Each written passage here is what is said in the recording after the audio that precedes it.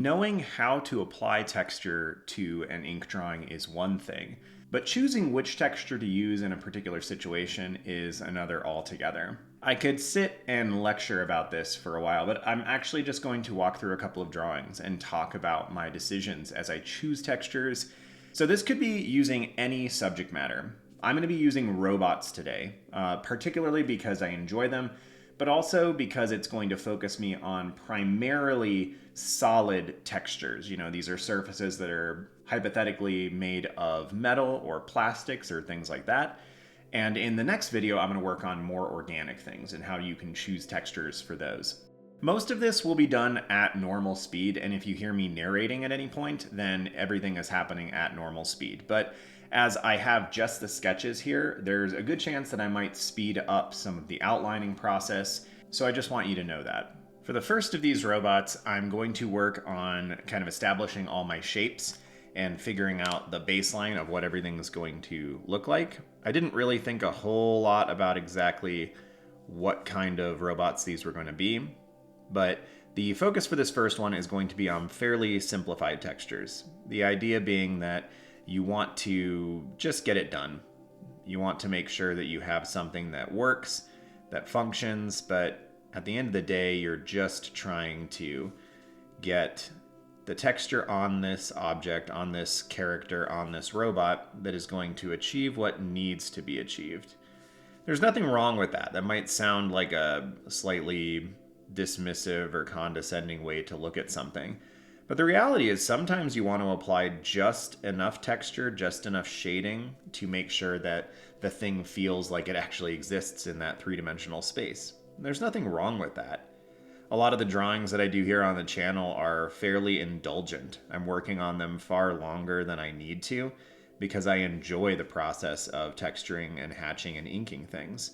That's not always the case for me, and it's certainly not always going to be the case for you.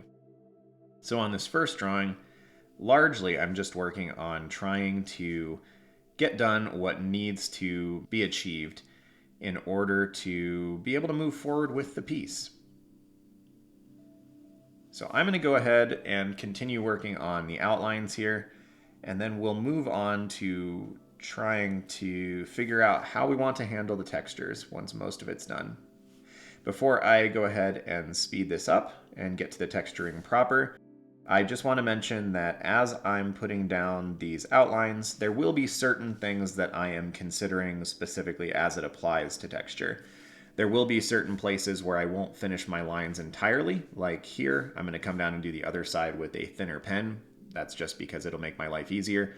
I'm using this brush pen because it is going to give a more rugged appearance to the exterior of the object, which is essentially going to cut back on some of the work that I'm going to have to do to apply textures later. If you wanted this to be far cleaner, there are a lot of other pen options that you could use.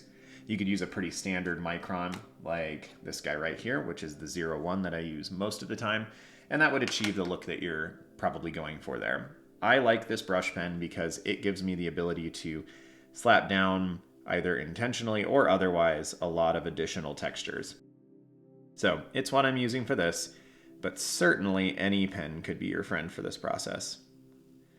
All right, well, give me a couple minutes and I'll get most of the outlining done here, and we can start working on actually choosing our textures and how they're going to come across.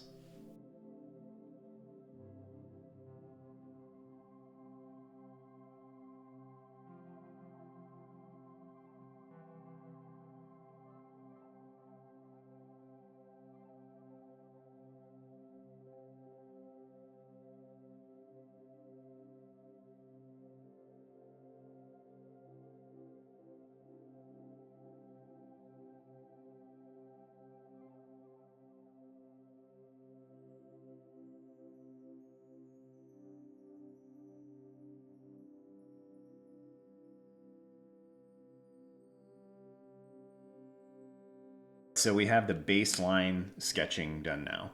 And now we can start to think about texture. If I left it right here, this would be totally fine. This would be a really simple way to have this guy basically just exist and function. It's a pretty simple drawing.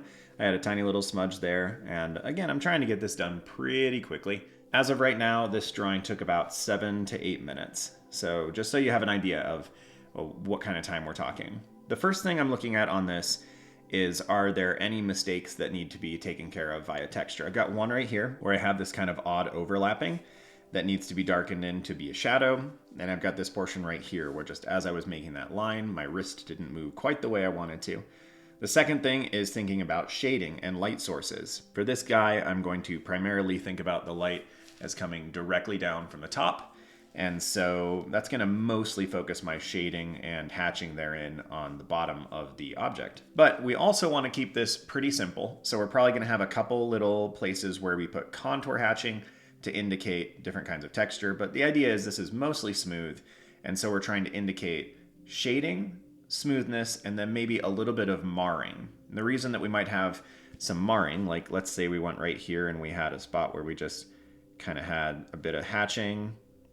This is going to imply that something happened there, that it's either scratched or scraped or something along those lines. And when you have a large field that isn't shaded at all, if you don't do anything, then there's no implication about what that surface looks like. So it's often beneficial to have just a couple little things. Sometimes I'll do this just with little dots. I find that that essentially tells the unconscious mind of whoever's looking at this that if there were real texture there, we would be able to see it. So I'm going to come around some of these forms and apply just a little bit of hatching to indicate that we've got some shadows there. This will again just help us to understand the three-dimensionality of the object. Do the same thing on the side of this solar panel up here. And then probably the same thing on this side too. Put a little bit more emphasis on that corner. And these lines I'm just trying to have directional essentially. They're going with the actual surface of the side of that panel. This is probably not strictly speaking necessary, but I do find too that, especially since some of these lines are a little wobbly, that the hatching will kind of make up for that. So we could easily come right underneath this. And if you wanted to, you could just black this out. I'm going to just kind of hatch in this overlap area. And then I'm going to start with some hatch marks that are directional. They're curving around the circumference of that shape, moving in the same fashion as the actual material itself would. And you can see pretty quickly that little issue on the bottom vanishes. We have something that feels a little bit more tangible or understandable. I could easily come up here and have some lines as well, and maybe extend up here too. Let's assume this little chunk is in shadow. And pretty much all my hatching marks, by the way, so far have just been in the direction of what that material is. So now let's actually start looking at the texture of this object. We don't have any hatching up here. Maybe if we put a couple little dots in, it essentially tells us that surface is mostly smooth, but maybe it has some dust on it. Maybe not. Maybe those are imperfections in the way that it was made, but it's just enough to essentially let a viewer understand that that part is finished and it's communicating what it's supposed to communicate. The same goes for a little bit of this hatching that is essentially just telling us where the shadows lie. There would obviously be a little bit of that underneath this panel. It's going to be a little bit more difficult to make it look correct because the shadow is obviously going to be wrapping around that circular face. But as long as your hatching kind of goes that same direction, it will mostly be fine. This shape is kind of a conical form, so we're actually going to put some hatching on the bottom of it to essentially imply which way it's wrapping, and because there would be a little bit of a shadow down there. I'm actually going to put kind of a top on that portion. And then we could actually do the same thing here. Right on the bottom side, we'll get a little bit of this in there. This kind of hatching is obviously spanning the gap between texturing and just shading, but they kind of work in tandem as we're working on the object. Now, as I'm looking at the bottom of this, those tentacle leg things seem like they're really out of place, and so does this box. So I'm going to come to this box real quick, and I'm going to get just a little bit of hatching to essentially say that, yes, this has a surface texture. It's not real important, but this will make it look a little bit more like a smooth surface. It is metallic in some regard, or plastic, but mostly it's just simple. Now, if we come down here, I'm going to apply a little bit of shading here just to continue that out. We'll actually get a teeny bit here on this side as it inverts, and then we could do the same thing here. Now I could apply a tremendous amount of shading to this. It wouldn't be a bad idea to have a couple lines like this that just indicate the overall curve, and I'll do a little bit of that. But in some of my drawings, I can go a little bit overboard and do a tremendous amount of that because mostly I enjoy it, and every mark you make has the ability to make it easier to understand that surface, and I rather enjoy that process. So for this little ball on the bottom, I want it to be perceived as being a little bit darker than some of the other forms, so I am actually going to put a lot more hatching and texture on this, and those lines are mostly moving around that surface. So we're going to get something like that. This background leg is obviously a little bit further away, so you could make a decent case for it being lighter and therefore having less in the way of hatching and shading. You could also do the opposite, which I think is what I'm going to do now, where you can actually just shade it in kind of a blanket hatching technique, and this will essentially communicate it's darker, it's in the background, it's less important. This is particularly achieved because of the direction of the hatching. If all those hatching marks are in the same direction, it kind of makes it feel homogeneous. This is one object, one surface, and is supposed to be perceived as such. This technique is not always a great idea, but I think for things like this, for back limbs of robots or dragons, I have often used it, and I find that it works fairly well, especially if you're trying to save time. And that's kind of part of the idea with this guy, with this robot right now, is we're trying to communicate what needs communicated in order for that robot to feel like it's been drawn, that it is done, that enough has been accomplished with it. And so there's our finished first guy. And you can see it's pretty simple texture. Maybe it would benefit from a few more marks like this throughout, but that's going to be up to preference. You could obviously go far, far, far more detailed on this, and it would probably be a better drawing, but sometimes you just need to get across the minimum in order to move on. So that's kind of a fairly simple way of texturing this, and hopefully communicates a little bit of what I'm thinking as I move through that process. So let's go ahead and move on to the second guy. In this one, the goal is going to be to focus on a little bit more weathered. So I'm going to do a lot more texturing on this guy to make it feel as if he's scarred or banged up. And yeah, we'll play with that. But I'm going to go ahead and take just a couple minutes and do the majority of the outlines here, and then we'll come back and we'll talk about the texturing.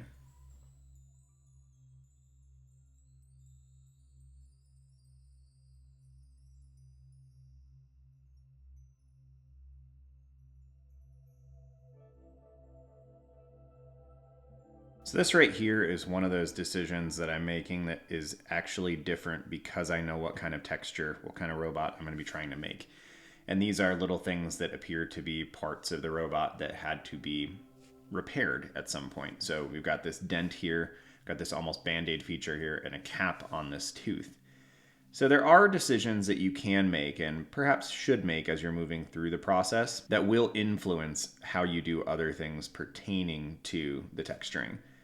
It is also totally conceivable and happens quite often where you are going to make the texturing decisions and the surface decisions after you're done with the vast majority of the drawing. And that's fine too.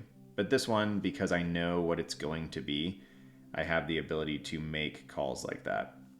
So just keep that in mind, that if you do know exactly what you're going to do, the kind of aesthetic that you're going to apply, that you can actually make decisions in the processes as you're moving towards your texturing that will actually make the texturing come out better. So let's jump back into finishing out the outlines for this guy.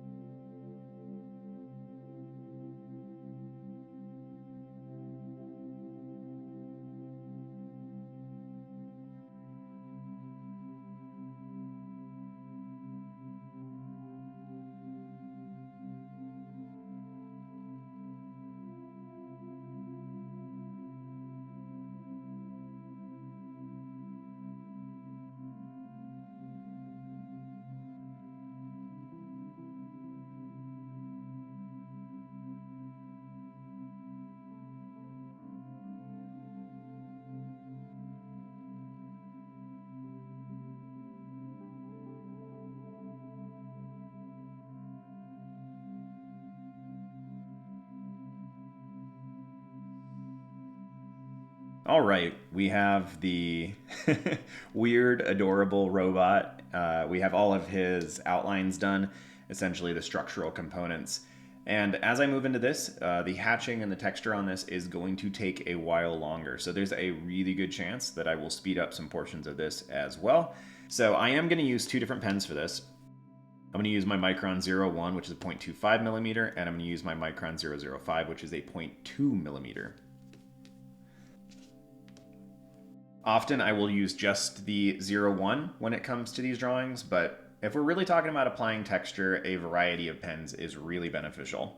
We also have three different kinds of texturing / hatching that we're going to apply to this guy, at least three. We'll see, maybe more will come to me as we're going. The first is shading, just where is the light coming from, how is it affecting these surfaces. The second is going to be the actual surface texture. So if it's going to be something that is bumpy, I need to communicate the bumpiness. If it's something that's rough, I need to communicate the roughness. And the third is marring, which I actually mentioned a little bit with this kind of thing. That has to do with, are there any dents? Is there anything on the surface here that needs to be communicated that is unique or intriguing or interesting to this individual character? So if I start by looking at, well, actually, I'm going to start by filling in these eyes so it feels like he's got some life and he's not this weird, lifeless thing. You could do this with any of the pens.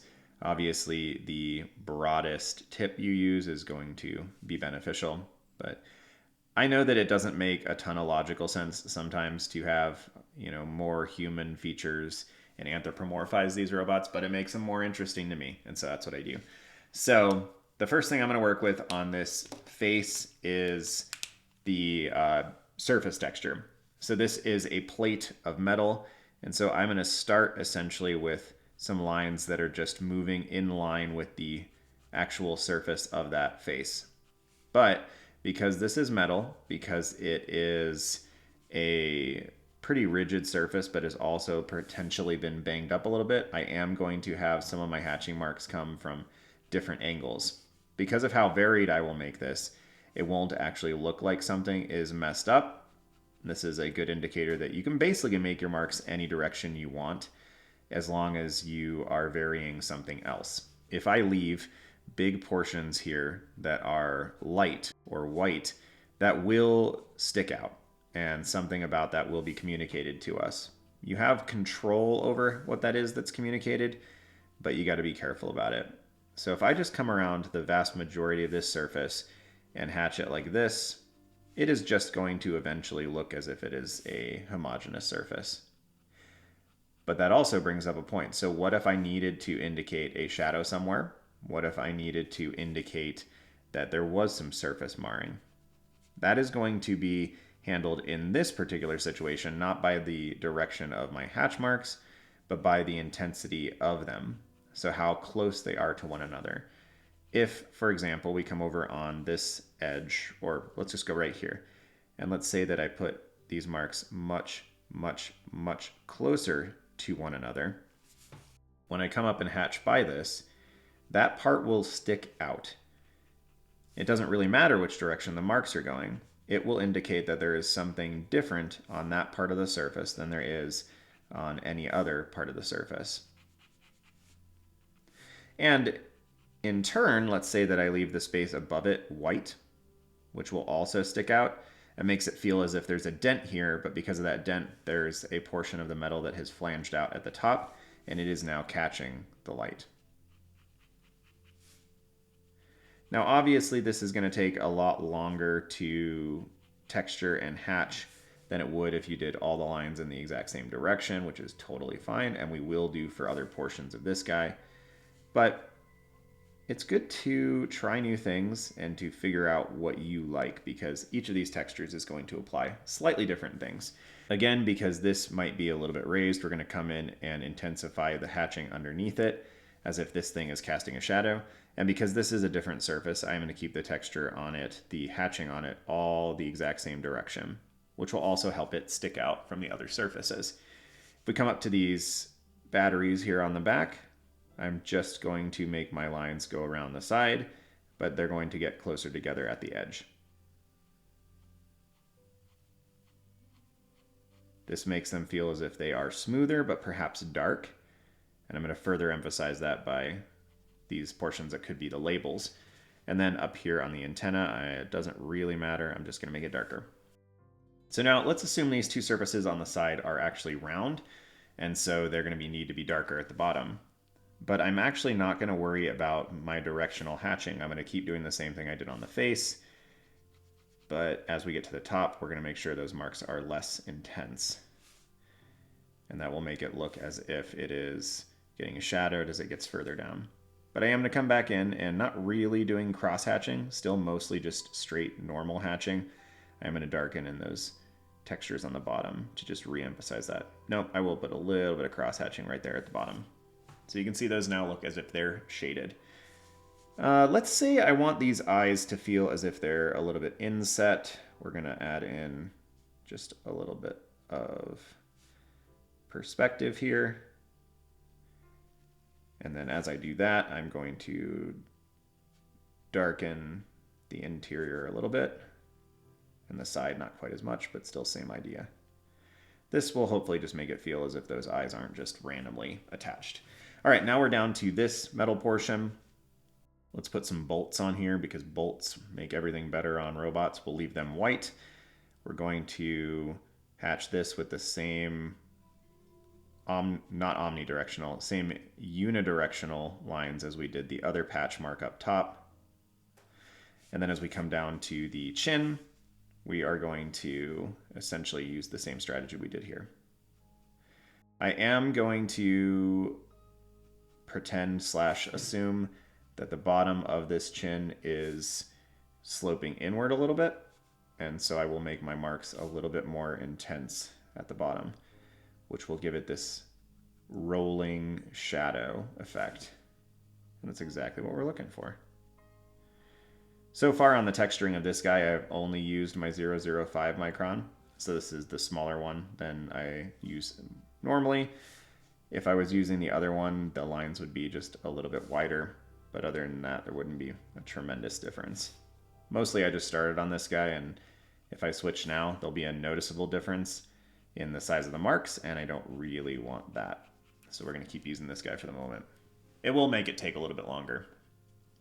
So we don't have any substantial shading yet because of the way that this guy's been structured, but for this portion underneath here, we will.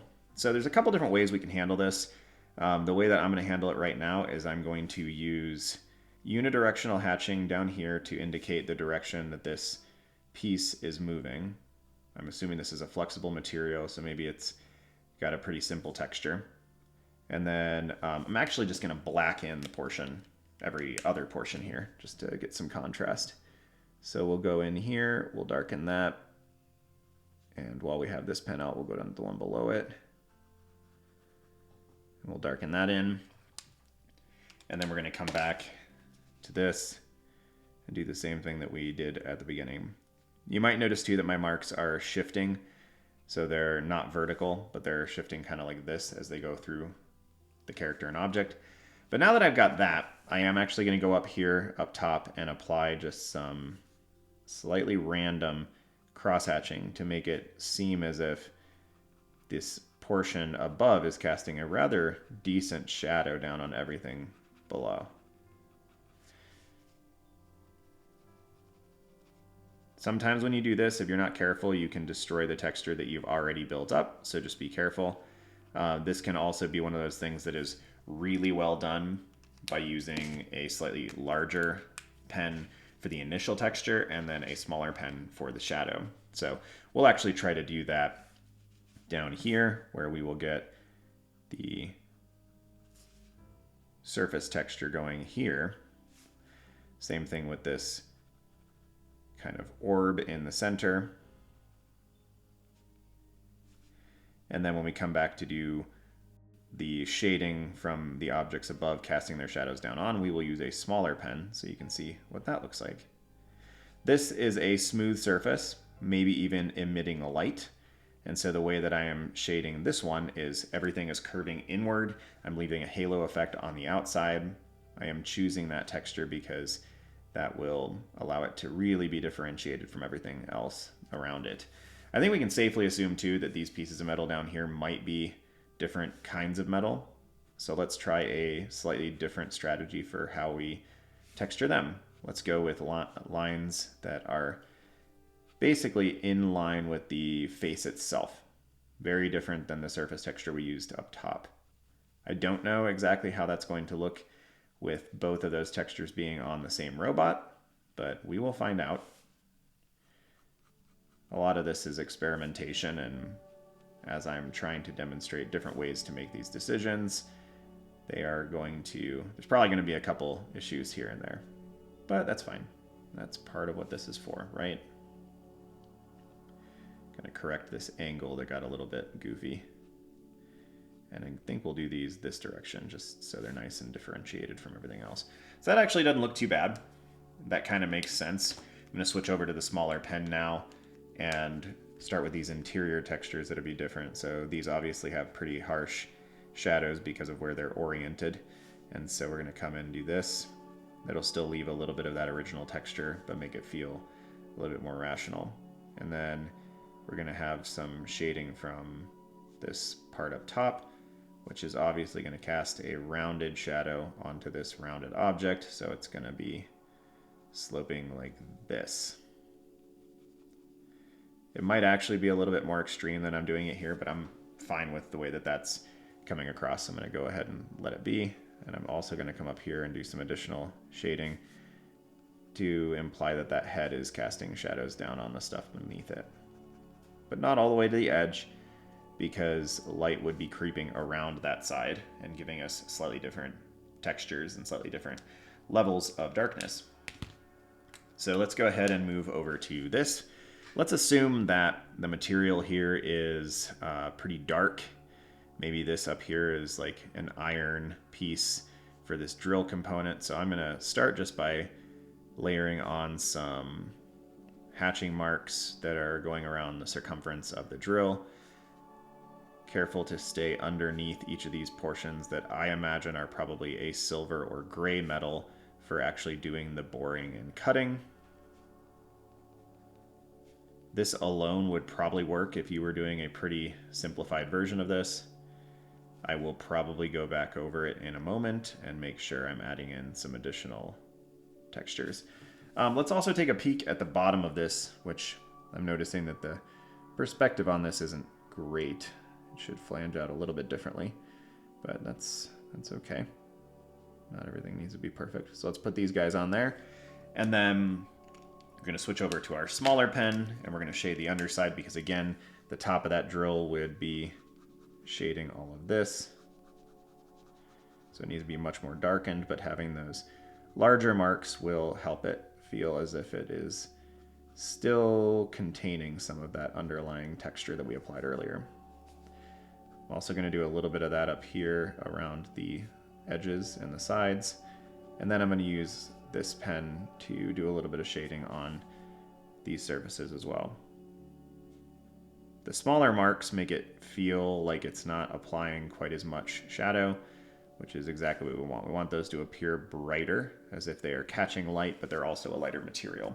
So you can see that kind of works there.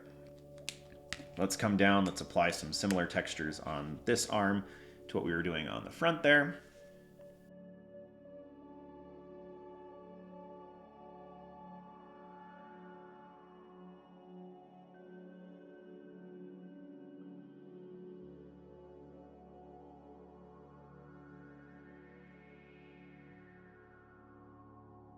Let's jump over to this little area here. We're just going to texture on the bottom.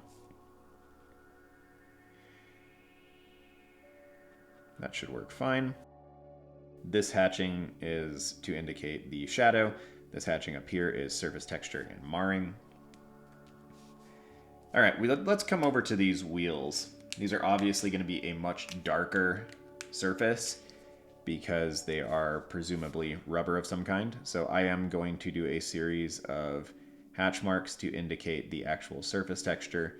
And I'm going to, rather than making long marks along the entire circumference, I'm going to make a bunch of small marks like this as if the tread on the tire is showing up and catching in different places. This is also the only time on this drawing, likely, that I will use this particular texture, so that will hopefully help it stand out. and be quite a bit different from everything else that is on here. That's a really key aspect of so many of these different hatching techniques, is just that each of them is going to create contrast by being different from the surfaces around it. That's a huge part of what you're trying to communicate with all of these textures, is just have them be differentiated from the next thing. If you texture everything in your drawing exactly the same, it's going to look really homogeneous, and unfortunately, it's going to look fairly boring.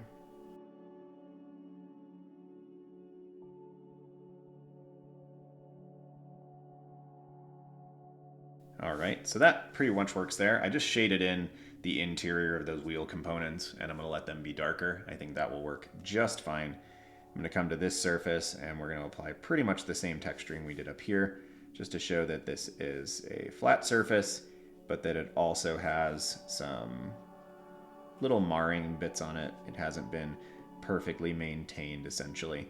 It's got some scratches. I don't know what this little guy does, but he obviously, works in some kind of construction sense, and so obviously things are going to get scratched and busted up a little bit here and there.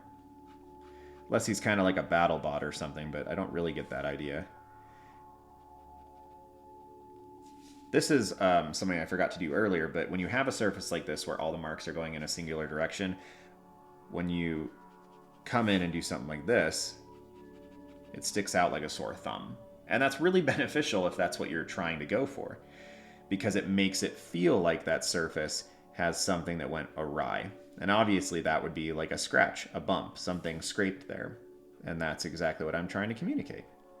For this over here, we're going to just continue to have our marks move around the object a little bit here and there. That indicates that, again, this guy has not lived a perfectly immaculate life.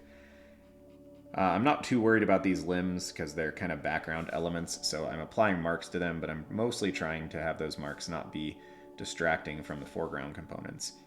For these little portions that are kind of more in the background, I'm going to do the same thing that I did on the prior drawing and not worry a ton about making sure that they're textured perfectly, but I'm just going to have one overarching hatch style over the entirety of the thing, differentiating it once I get down to this, which is coming back a little bit more into the foreground. So these little antenna things I'm going to assume are very smooth, so I'm not going to texture them at all. I'm going to put these marks on them, which are not really surface texture as much as they are design elements. The idea here being that this is an antenna that's going up and then in and then up and then in. But as we get down to this guy's going to be really, really banged up, so we're going to get lots of little marks that are going to indicate that this surface has seen better days. Which makes sense if this is what it looks like, where it's used for grabbing, rock and stone and maybe old concrete and stuff. It would get messed up quite a bit. So we're going to have lots of texture on it, and then we're going to have, for the portions where it wouldn't have been quite as messed up, we're going to have just lines going in contour with the rest of the object moving in the same direction that the actual surface of the object would. And a little bit more here at the bottom too, because there might be a little bit of potential shading as we get down toward that edge. I'm also accidentally creating a halo effect around these two eye slits, whatever they are. So I'm purposefully now going back over those and making sure to have some actual marks there. You can see that surface looks all kinds of banged up. I'm going to come to this portion, which would be shadowed, and put some denser marks there. But then I'm also going to go through and vary it because, again, it would have gotten kind of banged up a little bit. Same thing with this little guy here. Shade that interior portion. These marks going on contour. Down here, I'm going to assume that we're going to put some bolts.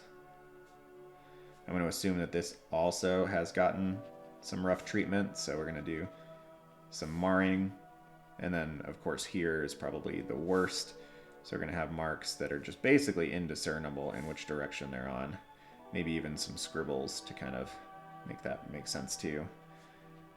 This chunk has just gotten banged up bad. Same thing with these teeth, but maybe they're a lighter material so they don't show it. And then this interior here, probably needs to be pretty dark to differentiate it from all the other shapes around it. So rather than blacking it in perfectly, we're just going to do some pretty dense hatch marks in there.